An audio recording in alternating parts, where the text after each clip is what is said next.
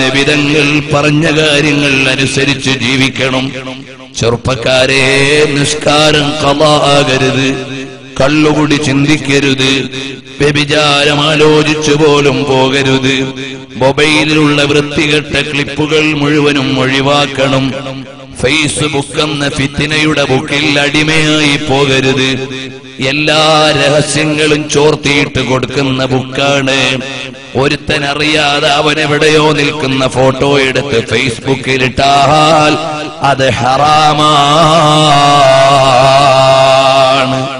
അഥവാ അവൻ അപമാനമുണ്ടാകുന്ന, അവന്റെ ഇസ്സത്തിന് നിരക്കാത്ത നിലക്കുള്ള ഫോട്ടോ നീ കൃത്രിമമായി മോർഫ് ചെയ്താലും ലൈവായി എടുത്താലും അതിടൽ പ്രചരിപ്പിക്കൽ തെറ്റാണ്.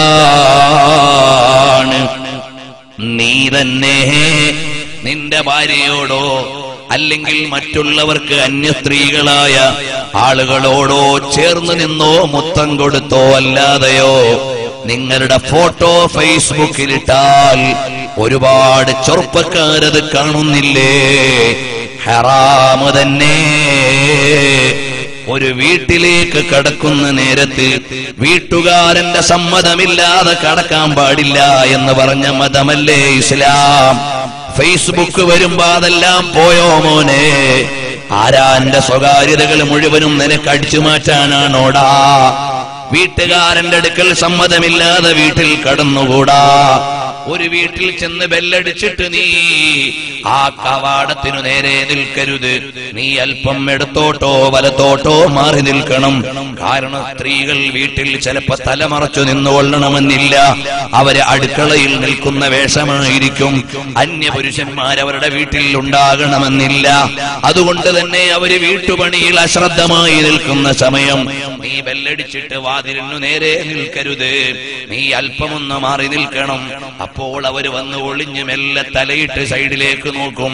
അന്യയാളാണെന്ന് കണ്ടാൽ അവർ അതാ വേണ്ട പോലെ മറപാലിക്കും. നീ അല്ലാതെ തുറക്കുമ്പോ അങ്ങ് അടുക്കള വരെ കാണുന്ന രൂപത്തിൽ നിൽക്കാൻ പാടില്ല. ഇതല്ലേ ഇസ്ലാം പഠിപ്പിച്ച ആദാബുകൾ, അതല്ലേ ഇസ്ലാം പഠിപ്പിച്ച ചിട്ടകൾ. അയൽവാസിയുടെ വീട്ടിലാണെങ്കിലും നീ നേരെ കയറി അങ്ങ് ചെല്ലരുത്. ബെല്ലടിച്ച് സമ്മതം വാങ്ങണം. സലാം പറയേണ്ടവരോട് സലാം പറയണം. പക്ഷേ യുവാക്കൾ പരസ്പരം സലാം പറയാൻ പാടില്ല, ഹറാമാണ്. പറഞ്ഞാൽ മടക്കേണ്ടതില്ല, പറയാൻ പാടില്ല. ഇന്ന് സലാമോടെ സലാമിന്റെ കളി തന്നെ. അങ്ങോട്ടിറങ്ങിയ സലാം, ഇങ്ങോട്ടിറങ്ങിയ സലാം, വിളിച്ച സലാം, പറഞ്ഞ സലാം. യുവതികളെ, യുവാക്കളെ, പരസ്പരം സലാമില്ല. ഇന്ന് ലൈനടിക്കാൻ തുടങ്ങുന്നത് സലാം പറഞ്ഞുകൊണ്ടായിരിക്കാം. ആ നിലക്ക് ജീവിതഘടന മാറിയില്ലേ? ഒരൊറ്റ ഹറാമിലും പെട്ടുകൂടാ. ഫേസ്ബുക്ക് ആയതുകൊണ്ട് ഹലാലെല്ലാം ഹറാമെല്ലാം ഹലാലാവൂല. വിലക്കിയതെല്ലാം ചെയ്യാമെന്ന് പറ്റൂല. അതുകൊണ്ട് നീ ഹബീബ് സല്ലല്ലാഹു അലൈഹി വസല്ലം തങ്ങളുടെ മതം പാലിക്കണം. അന്യ സ്ത്രീകളുടെ ജനാസ കാണാൻ പുരുഷന്മാര് പോകാൻ പാടില്ല. ജീവിതകാലത്ത് അന്യ പെണ്ണിനെ കാണാൻ പറ്റാത്തതുപോലെ മരിച്ചു കഴിഞ്ഞാലും അന്യ പെണ്ണിന്റെ ജനാസ കണ്ടുകൂടാ.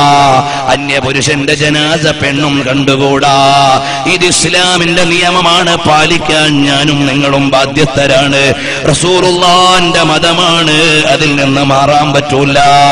ഹബീബ് മുഹമ്മദുർ റസൂലുള്ളാഹി സ്വല്ലല്ലാഹു അലൈഹി വസല്ലം തങ്ങൾ പഠിപ്പിച്ചതല്ല ഈ പൊതുദർശനം.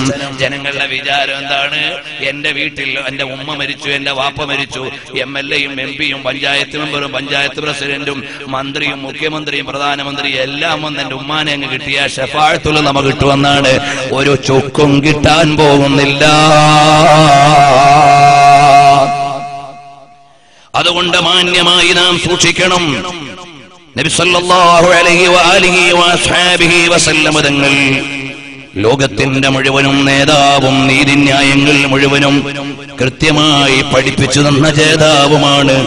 അവിടുത്തെ നിയമത്തിൽ തൃപ്തിപ്പെടാൻ കഴിയണം. കണ്ടില്ലേ, ഒരു മഹദിയെ പറഞ്ഞുകൊണ്ട് ഞാൻ നിർത്താം.